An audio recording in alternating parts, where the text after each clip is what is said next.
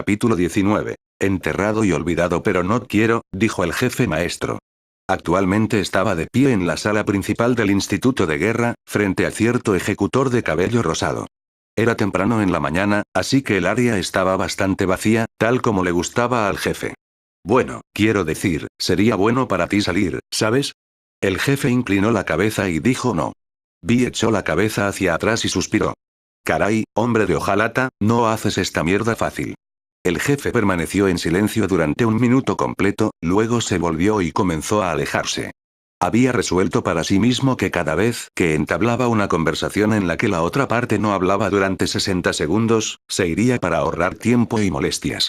Oh, cierto, dijo Vi al azar, sonando como si estuviera hablando más para sí misma que el jefe. Caitlin dijo que puedes visitar el amanecer, si quieres.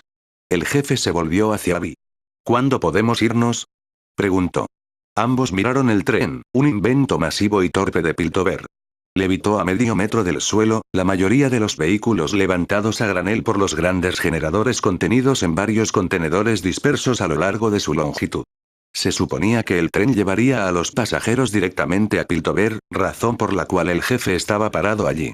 Caitlin se había ido a la ciudad-estado hace más de una semana, y había llamado a Vi para ayudarla a resolver un caso particularmente problemático.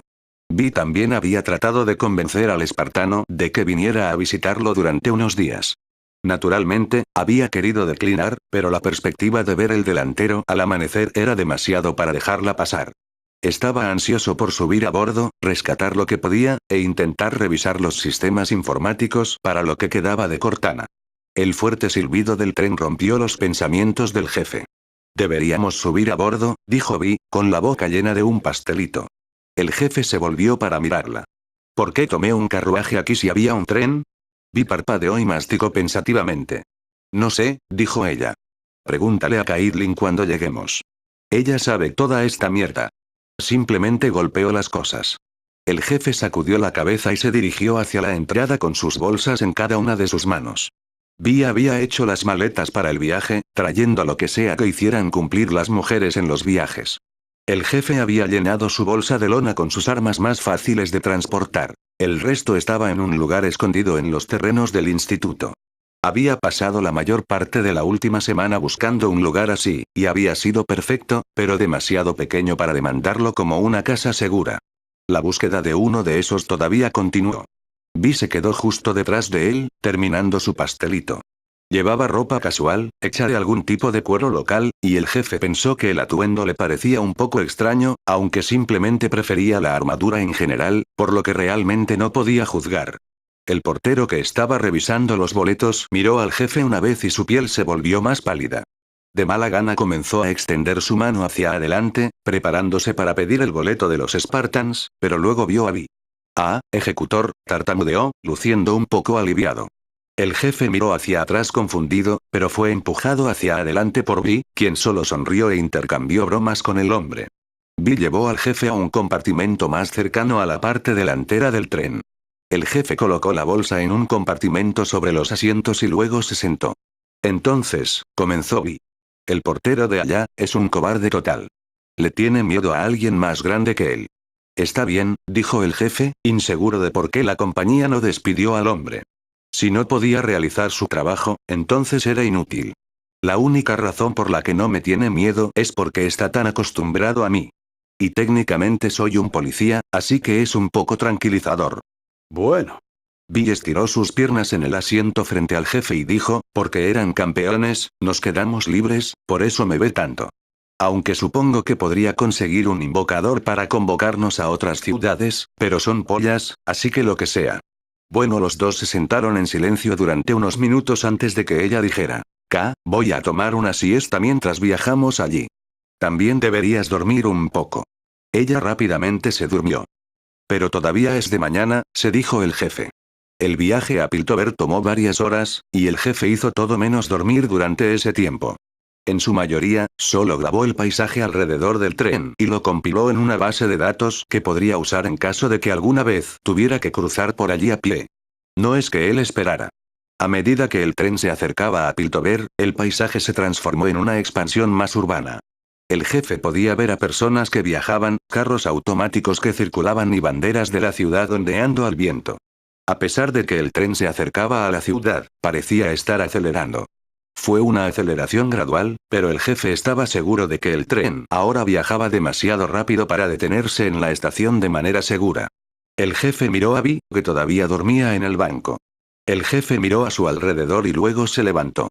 Abrió la puerta corredera de cristal y asomó la cabeza hacia afuera, mirando a ambos lados. A primera vista, parecía que nadie más había notado nada malo. Todos seguían en las cabañas, esperando que el tren se detuviera. El jefe salió de la habitación y cerró la puerta. Comenzó a caminar hacia lo que supuso que era la parte delantera del tren. Los pasillos del carruaje eran largos, pero el jefe los atravesó rápidamente. Pasó junto a su entrenador y entró en el siguiente, que era idéntico al suyo. También lo atravesó enérgicamente, pero examinó su entorno para ver si podía encontrar algo. Sin embargo, nada parecía estar mal. Al menos, no hasta que llegó a la puerta al final del carruaje. Si bien su sensor de movimiento no detectó nada cerca, la imagen térmica de su visor pintó una imagen diferente. Había obvias firmas de calor en el suelo cerca de la puerta, signos de algún tipo de lucha. El jefe simplemente no podía entender cómo la gente a su alrededor no había escuchado una lucha. Abrió la puerta con cautela, su Magnum ya afuera y apuntando hacia adelante. La habitación en la que había entrado era uno de los vagones generadores distribuidos alrededor del tren. Grandes cables de cobre se alineaban en las paredes, e incluso debajo de la rejilla metálica del piso. El centro de la habitación presentaba un cristal masivo. O más bien, dos cristales. Cada uno era una media esfera, ambos uno frente al otro. Estaban rodeados por una gran bola de cristal que presentaba más tubos transparentes que sobresalían y se unían a las tuberías de cobre. El jefe examinó todo esto en un instante. Siguió el rastro termal con los ojos y encontró los cuerpos. Ni siquiera tuvo que acercarse a ellos para saber que estaban muertos. Continuó, ya sabiendo que algo malo estaba sucediendo. Pasó por el coche y se encontró en la sala de control del tren. Había otros dos cuerpos apilados en la esquina, cada uno asesinado por un corte en la garganta. El jefe miró hacia el techo y vio que una escotilla había quedado parcialmente abierta. Quien haya hecho esto probablemente ya había escapado. El jefe quería ir tras él, pero sabía que detener el tren era una prioridad mayor. Miró a su alrededor buscando algo que parecía controlar la velocidad, y encontró una palanca. O lo que quedaba de uno, de todos modos. La palanca se había roto, el interruptor atascado en la configuración más rápida. El jefe hizo una mueca mientras se inclinaba a su lado. Era irreparable, eso era seguro. El espartano comenzó a abrir la caja de la palanca, quitó el metal y lo arrojó a un lado. Dentro de la carcasa había 3 tubos. Cada uno era transparente, lleno de un líquido brillante diferente. Anillos de cobre orbitaban cada uno. El jefe estaba perdido. Fue entonces cuando recordó que no tenía idea de cómo trabajar X-Tech. Miró cada cable, decidiendo volarlo y asumir que el más brillante controlaba la velocidad. Pero, ¿cómo hizo para frenar el tren? Fue entonces cuando recordó la estática. Cada vez que había entrado en contacto con uno de los cristales X-Tech, había causado que la estática se filtrara por sus escudos. Eso naturalmente significaría que los dos eran incompatibles, por lo que le sería posible detener la corriente con sus escudos. Al menos, supuso que así era como funcionaba. Cortana nunca había explicado realmente cómo funcionaban estas cosas. Sin mencionar el hecho de que el generador de cristal en la otra habitación no había causado ninguna interrupción, pero eso podría haber sido la causa de que la bola de cristal lo protegiera. El jefe tomó aliento y agarró el tubo, e instantáneamente el olor a ozono llenó el aire. Static comenzó a viajar por sus brazos, su escudo brillaba más y más cada segundo. Luego, con un gran ruido, sus escudos detonaron y el tubo se encendió aún más que antes. Pero no se detuvo allí. El tubo todavía parecía estar bien, y la estática todavía viajaba a lo largo de la armadura blindada del jefe. Hizo una mueca, la gran cantidad de estática le causó algo de dolor. Sus sistemas de casco comenzaron a parpadear cuando la sobrecarga de energía se volvió demasiado difícil de manejar. Otro sistema de armadura también comenzó a ponerse en alerta roja, suponiendo que estaba en estado crítico. Aún así aguantó. Todo lo que había experimentado hasta ahora ni siquiera coincidía con lo que había pasado en la instalación 04.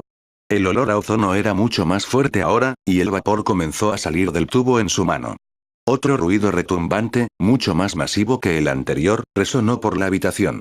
La sala de control se oscureció y el jefe experimentó un breve momento de caída libre antes de sentir que el tren golpeaba el suelo y se detenía. Jefe. ¿Qué está pasando? El jefe se volvió para ver a Vi en la puerta, su atuendo chamuscado por la estática de la habitación detrás de ella. Fue entonces cuando Chie se dio cuenta de su error. Había asumido que el tubo más brillante tenía velocidad controlada, pero en realidad debía estar relacionado con los generadores que alimentaban el tren. Sus escudos habrían estado tratando de competir con todos los generadores, y apenas habían ganado, o apenas habían perdido. Muy bien, ¿le estás explicando esto a Caitlin?, dijo Vi. Ni siquiera 5 minutos en Piltover y ya detuviste un choque masivo de trenes, dijo el sheriff de Piltover. Y probablemente también lo comenzó, pensó el jefe. Era extremadamente improbable que el tren en el que acababa de estar casi se estrellara. Vi y el jefe se pararon uno al lado del otro, frente a Caitlin y un escuadrón de oficiales. Había 2 escuadrones de oficiales cuando los dos subieron a la plataforma, pero se dispersaron rápidamente para buscar el tren. No es que sirviera de nada. El jefe y Vi ya lo habían revisado y no encontraron rastro de ningún asaltante. Bueno, me alegro de que ustedes dos estén bien. Y, tengo que decir, se rió entre dientes, ¿te ves bien? El jefe y Vi respondieron gracias al mismo tiempo, y luego se giraron para mirarse. Ninguno de ellos había dejado el tren ileso. La armadura del jefe estaba ennegrecida en lugares con más pintura desprendida que antes. Static también parpadeaba periódicamente a través de su armadura mientras los sistemas de escudos intentaban reiniciarse. Sus escudos definitivamente no eran tan buenos como solían ser. Vi, por otro lado, tenía varias marcas de quemaduras en su piel y su ropa estaba más hecha jirones que antes. Todas sus heridas habían sido sufridas al intentar pasar por la sala del generador en medio de una sobrecarga, un testimonio de la tradición de Vi de irrumpir en cada situación sin ninguna planificación táctica. Caitlin sacudió la cabeza. Muy bien, ustedes dos. Jefe, Ezreal está aquí para llevarlos al amanecer. Vi, usted y yo tenemos que comenzar a destruir esa tríada. Multa. Vi siguió al grupo a un patrullero, dejando al jefe solo con el único no policía que estaba en el grupo de oficiales. Ezreal. Sup, dijo. Ezreal llevaba un chaleco blanco y pantalones negros, luciendo muy elegante para alguien que supuestamente era un científico / inventor. El jefe no respondió. Correcto. Bueno, vámonos. Deberíamos intentar llegar al amanecer mientras todavía nos queda luz del día. Ezreal se volvió y condujo al jefe hacia un carro similar al que había llegado a la liga. ¿A dónde van?, preguntó el jefe un poco inesperadamente.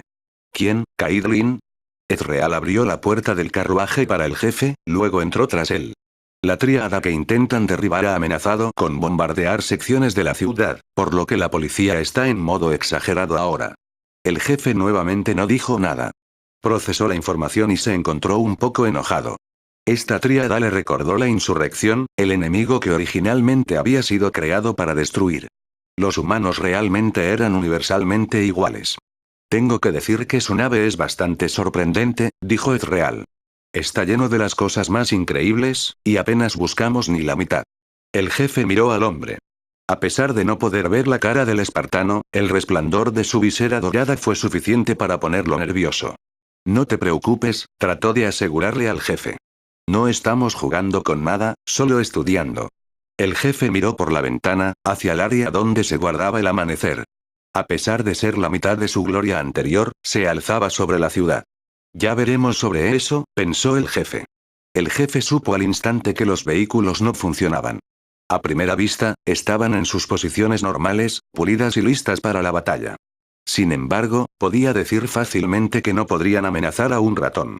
Podía ver algo desgastado en el acero del chasis, evidencia de que el agua de mar arruinaba las piezas. Podía ver los signos reveladores de un derrame de petróleo, lo que probablemente significaba que los vehículos ya no tenían nada para correr. Y era poco probable que las armas dispararan. A diferencia de las armas de fuego de infantería que llevaba el jefe, los vehículos no habían sido protegidos del agua.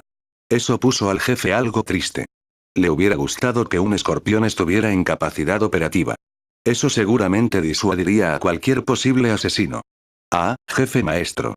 La voz de Eimerdingers resonó por el espacio. El inventor había establecido un centro de comando rudimentario en medio de la bahía del vehículo, el área más intacta y estable del barco. Cuide bien tu barco por ti. Algún dispositivo Extech no identificable junto al jefe se encendió brillantemente. Así que ya veo, dijo. Ven, ven, gritó Heimerdinger, y el jefe se dirigió hacia él. ¿Están despejadas todas las secciones? Preguntó el jefe. El inventor asintió. Se ha drenado toda el agua. Hemos estado tratando de limpiar los escombros de los pasillos, pero eso todavía está en proceso. Los jefes asintieron. Eso explicaría por qué sus envíos de armas habían sido pocos y distantes entre sí. Las armerías de la nave probablemente estarían bloqueadas y los paneles de control seguirían bloqueados o anegados. Fue entonces cuando el jefe recordó algo. El puente, dijo el jefe de repente. ¿Ya has despejado el camino? Heimerdinger sacudió la cabeza. Escombros frente a la puerta. Necesitamos equipo pesado para despejarla. El jefe pensó en eso por un momento. Podía limpiar los escombros, fácil. Quería llegar al puente, por dos razones. El primero fue eliminar cualquier información comprometedora. Todavía estaba seguro de que el enemigo, quienquiera que fuera, había tomado su tecnología. El segundo fue más personal, una búsqueda de su compañero desaparecido. Si había algún lugar donde pudiera realizar esas dos tareas, era allí. Sigue, dijo el jefe, y comenzó a caminar hacia el puente. Le llevó menos de 5 minutos limpiar los escombros. Había consistido en varias vigas y tubos, todos los cuales fue capaz de dejar de lado. Sin embargo, la puerta había sido otro asunto. El panel parecía haber sido roto por una de las vigas caídas, por lo que el jefe tuvo que forzar las puertas para que se abrieran manualmente. Su corazón cayó al ver el estado del puente. No se había librado de la atención del resto del barco, sino que también había sido devastado por las fuerzas del mar. Se dirigió a la estación central de comando que estaba elevada del resto de la cubierta. Heimerdinger y sus científicos comenzaron a recorrer la sala, observando todas las tecnologías avanzadas. Normalmente, el jefe no les habría permitido acercarse a los restos tecnológicos, pero el enemigo desconocido ya tenía la tecnología más peligrosa a bordo. En este punto, los dispositivos anegados que encontraron no le causarían más daño. Lo que le preocupaba eran los datos, pero de todos modos no podrían acceder a los sistemas informáticos. No tenían la experiencia o el equipo para hacer eso. No había electricidad, por lo que el jefe tuvo que reiniciar los sistemas desde el generador auxiliar aislado de los puentes. Desde debajo del piso comenzó un fuerte ruido y las luces débiles parpadearon a través del puente. La pantalla de la computadora permaneció en negro durante 1 minuto completo. Entonces, de repente, apareció una línea de texto blanco. El jefe sabía que las placas holográficas estarían desconectadas para ahorrar energía auxiliar, por lo que utilizó el antiguo teclado táctil. Comenzó a escribir líneas mientras Heimerdinger se acercaba por detrás. ¿Jefe? Preguntó, preguntándose qué estaba haciendo el humano. Sin respuesta. ¿Todo está bien? El jefe maestro no se dio la vuelta. Miró fijamente la pantalla, sin tratar de comprender lo que significaban las palabras en ella. Detener. 0x00x000x02e, 0xxc2000, 0sg3000, estado del DB1s D22. Fallido estado de marca de tiempo. Fallido FEZC 001. Fallido GET 0001. Fallido sincronización de datos. Fallido acceso a la base de datos. Fallido contraseña. Fallida décimo 000300. Fallido FEZ 1100. Fallido System Load. Failed Nav Semipoint. Failed Ayunsk CTN 0452, 9. Carga fallida. La base de datos no se puede encontrar. El sistema se apagará. El sistema no solo se había apagado o borrado de acuerdo con el protocolo de Cole, sino que faltaba todo el sistema. ¿Quién podría haber hecho tal cosa? ¿Y por qué? Me preguntas si quiero dejar que se vaya, si voy a dejar que se vaya, o si debo dejar que se vaya. Mira, aunque todas esas oraciones pueden parecerse, tienen un significado diferente. Independientemente de a qué te refieres, tú no entiendo una cosa. Es una herramienta. Como una herramienta, la usas para mejorar algo más. Su utilidad supera con creces su presencia perjudicial. Mientras esté encadenado por su pasado, es utilizable. Y, simplemente como una herramienta, una vez que termine su utilidad, será arrojado a un lado. Solo en este caso, eso implica ser enviado a casa, tan lejos de aquí como lo permita el tiempo y el espacio. La alta consejera Colmiñe, a su segundo al mando, preguntándole sobre sus intenciones futuras.